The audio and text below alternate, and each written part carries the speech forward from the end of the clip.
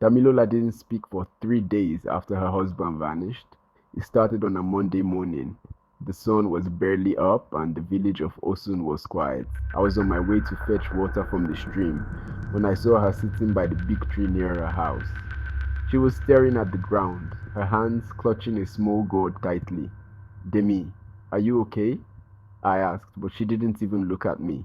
Everyone in the village knew Damilola and Bamidele were inseparable. They had been married for a year, and people often said they were like two birds who always flew together. But 3 nights ago, Bamidele went into the forest and didn't come back. No one knew why he went there so late.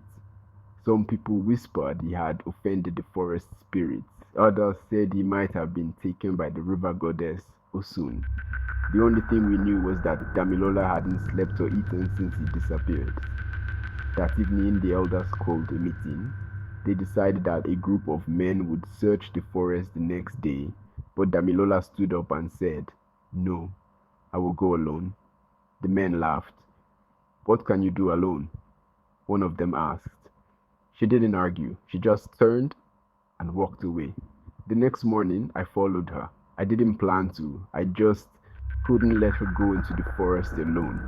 She carried nothing but the small gourd she had been holding for days.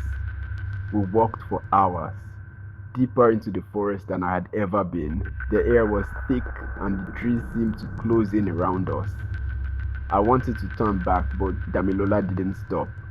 She moved like she knew exactly where she was going. Finally, we reached a clearing. In the center was a small stream, its water shimmering unnaturally. Damilola knelt by the stream and poured some water from her gourd into it.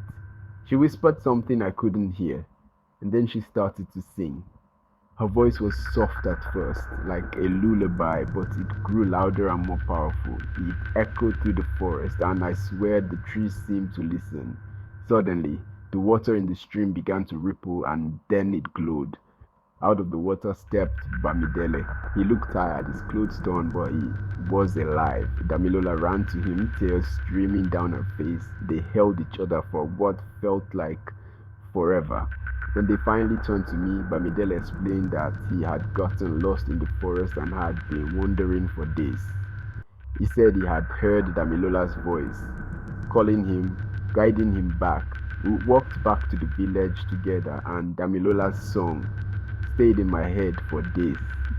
Some people said it was just luck, but I knew better. The love between them was stronger than anything, even the spirits of the forest. To this day, people in Osun tell the story of Damilola's song and how it brought her husband back.